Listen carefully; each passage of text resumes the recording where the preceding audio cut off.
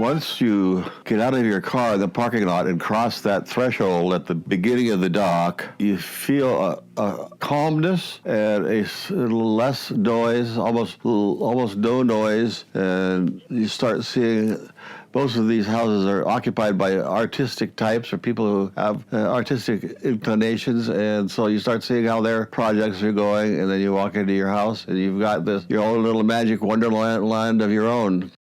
Well, it was a cabin on the beach. This area around here was a lot of mills and whatever. So it probably didn't have to come very far to be moved onto the water. And it went across from the University of Washington to where those houseboats over there. This lived over there for many years, and then about 1960 it was moved here. And then this guy that owned most of these docks, like 70% of these, all of the houseboat docks was owned by one guy, and he was kind of like the evil empire. But we formed this dummy corporation in California and pretended like we were developers from California who wanted to buy it. And he wouldn't talk to groups of residents other than that, so we had to kind of fool him. I'm not sure whether he was completely fooled or not, but anyway, he ended up making a deal with this company in California, which was not a company in California, and Docks Corporation was formed. So that's 31 houses on these two docks, and he built the monster on the end of our dock, which tees off the center. And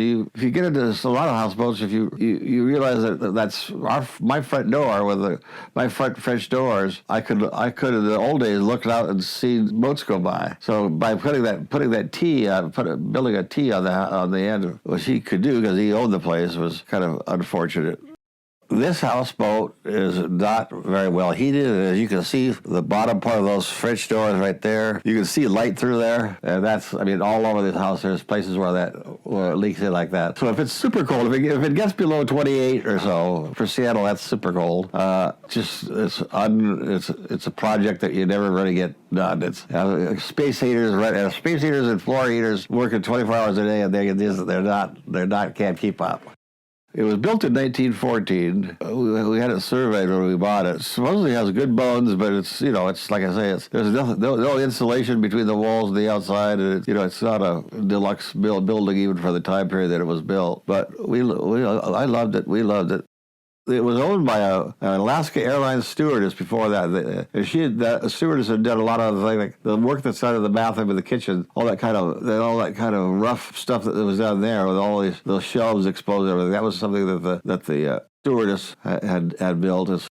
There used to be a fire pit right where that rug is there. Chimney that went into the ceiling right above that where that rug is. And we had some women come out, chimney sweeps. They had a company here, there was a couple of women that do that. And we hired them to come out and do this, sweep our smokestacks. And the woman who did it says, "You got to get rid of this thing. This thing is a death trap. This will not. You will not live long in this house. The way this thing is fixed up, and just to imagine how this is so woody, and then an unkept fire goes fast to go 6 feet through an inner wall of tinder dry wood is, asking for it. So anyway, we got rid of that, but we had there were times that we had firewood piled up here instead of planter boxes, and I think it was only about 2 winters that I was here that we had the fireplace going. Then went away.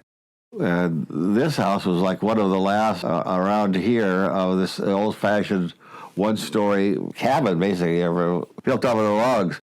There was a house right here next to me here, which had an old guy named George in it, and the house was about as big as from that set of windows to you, and then the rest of the whole thing was a wide-open deck with he and his little dog. Well, this was bought by Lady Zilla in about 1975 or so, 76. She had come from Idaho and she loved the houseboat scene, and she decided when she moved here that she was going to get a houseboat. So she searched around, and then this became available. It was $24,000. Big money bingo, man. She bought it, and she had to take a big loan out. We paid for it over a lot of years, and it finally became ours. But it was a pretty big deal. But during that period of time, while the mortgage was getting paid off, these things basically went from I would say in the 50s, it was kind of the Bohemians, a lot of artists, a lot of Bohemians lifestyle came out of here, poets, and then in the 60s, it became still artists and people that were not so bound up in traditional working patterns. That was the scene. It was a houseboat scene. Zella owned this place for 3 years, I think, before I moved in. She was a head teacher at an alternative school in Seattle, and I was teaching at that school, and we ended up getting together. And I moved in with her, and we basically set up She bought the place, and this was her place, really.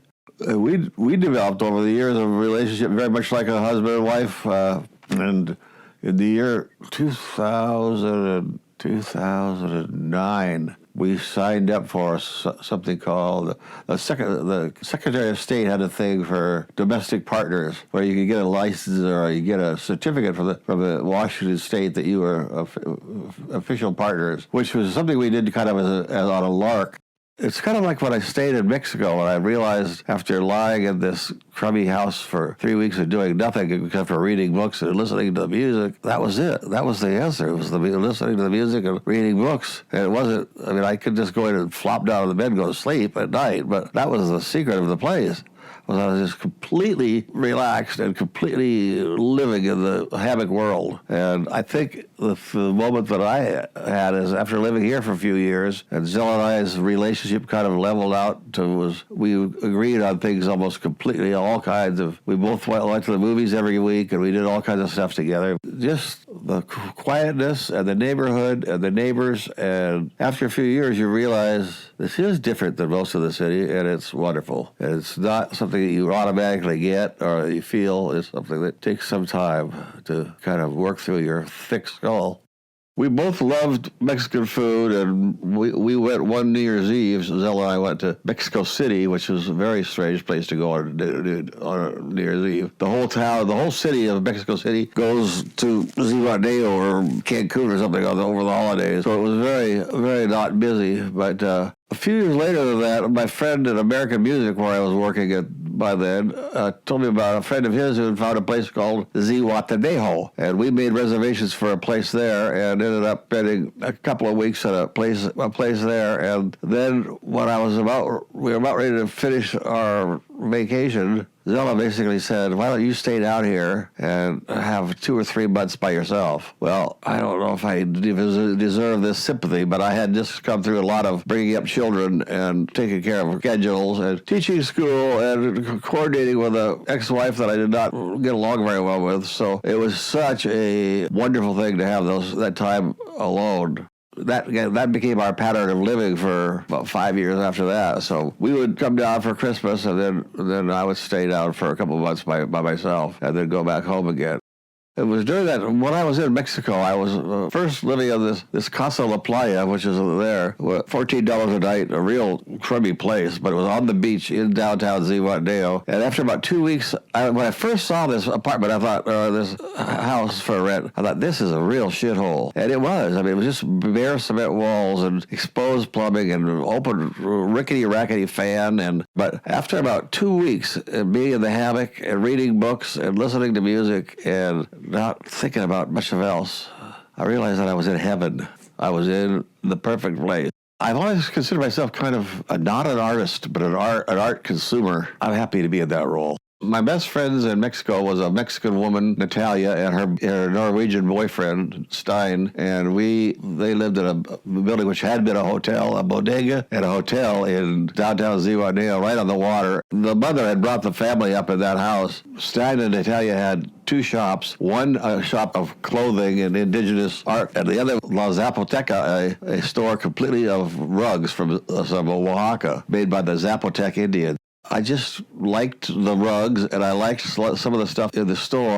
The place isn't big enough to hold a collection of everything. These Alabrijes animals, I love them. There's so many of them available in the world, and I tried to buy ones that were iconic or good examples of the best of the best. So there's people who know those animals would say that's really a good collection of them. Rugs, I also have a really nice collection of the Zapotec Indian rugs. That's a very nice collection of alebrijes. The blue and black cat was done by Senor Jimenez, the original guy to do that, from a town called Xoxo on the outskirts of Oaxaca. The whole town carves these animals now, and I think I have a very, very good collection of them now.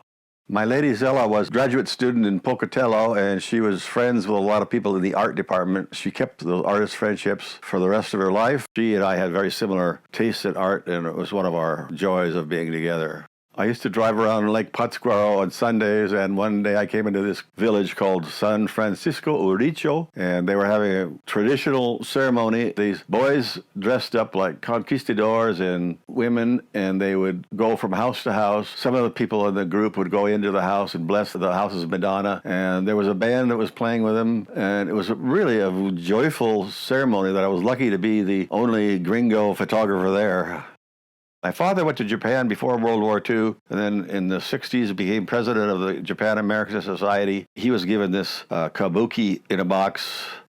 So this Japanese scribe has been in our family for a long time. It was given to us by a Japanese family in Hawaii, and it's something that's been in display in my house since the 60s. I love his details, and his overall attitude is just beautiful to me. In a houseboat, you have no extra space. If you look around our house, there's not many walls that aren't covered with pictures. It's almost too much, but there is no extra space in a houseboat. So you learn to either get rid of something to add something new, or you just have to find a place for it. That picture of the steel-hulled sailing vessels that used to go ply the Pacific coast with logs and oysters. I remember those ships anchored out in Lake Union. It's a great painting. I hung in my dad's office for 20 years or 30 years, and I think it really catches the mood from around here a long time ago. R. Crumb's kind of from my generation of artists and cartoonists in the 60s, and I love his sensibility and his work. That poster in the kitchen is a sequential story of what mankind is doing to the earth. William Cummings, I became a friend with Hazel Wolf. I was at her apartment once where she gave me this picture, this little drawing by William Cummings. She said she thought it had been painted at the Blue Moon. My friend Dan owns the Georgia Strait in Vancouver, and he got a promotion package from the studios of Cartier-Bresson of a show that was coming, and there were two of these photographs. Mine, he gave me this one of these two transvestites in Guatemala, and I've loved it for years. It's just a great photo. Sharon Beals is an acquaintance from the 60s. She's now in the Bay Area, takes wonderful photos of birds' nests. She has a couple of books, or a book on them, I think, and she's very involved in the environmental action of the Bay Area. I saw this picture that Jeff Bahalo did at the Collins Inn pub, which is owned by my son. I called him up and made a deal to buy it. He brought it over here, and looks like a great guy. Frank Samuelson is my fave artist around here. He uses iconic things like rhododendrons and salmon and rivers and waves and evergreen trees, wonderful colors, always a kind of a sense of humor to his pictures. He's a great guy. I have 3 of his paintings in here, which is a lot. Well, I bought some really nice art in Tokyo in the late 60s, and other times I've bought stuff which I've used or then rotated out. Lynn Voltaw was a buddy of mine from the Blue Moon days, Red Robin days. I went to this show of his in Ballard. It was working men's themed, and all the pictures were done in a blueprint method, and I bought the picture of the blueprint of the bandana, and I've loved that picture for years, and he was a really great guy. I guess you would call me one of the old guard, although I'm an exceptionalist. Structure itself has not really changed at all, but I'm completely surrounded by houses that are 2 stories up now, and all but one of them was only 1 story when I first moved in here 40 years ago. Though I watched the whole dock go up.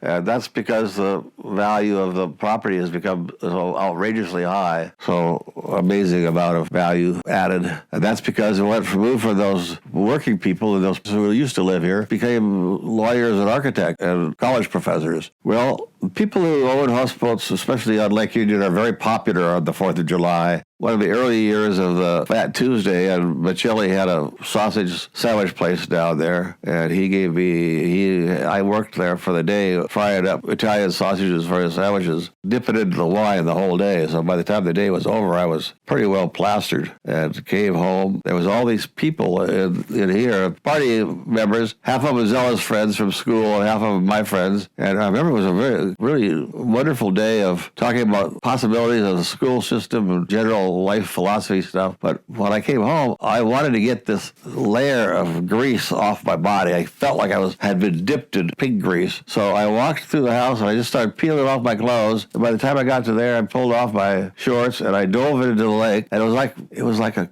science fiction movie. I felt like when I dove in, the water was cool enough so that all that stuff broke off of me and I was freed. And then I got out and became the host of the party. Well, Zella and I used to do this ourselves, and we used to call it the 2-hour gardening project because we would go out and buy everything that we needed, bring it back, set it on the dock, then go through, pull everything out, put some new fresh dirt on the top of stuff, and replant everything and have the whole thing done in a couple of hours. And then we would, if the weather was right and it was planted at the right time, in a couple of weeks, that box right there is my favorite. It fills up with salmon and purple impatiens. Then there's a strawberry pot here that's got a place where about 15 lobelia, we plant 15 lobelia, and that place ends up just being totally overgrown and flowing down all of the same color of purple flowers. And then I just ordered there's a garden store out by Issaquah or somewhere like that we would buy flowers from them for years, 4 or 5 of these baskets flowers. My gardening person could do these too. It's just, they really do a good job with them out there. I ordered one of those the other day, so we're going to get one of those probably in the first week of May. And that's kind of like the cornerstone lead flower deal. And then we wanted to put some flowers around the front door and on the deck right here.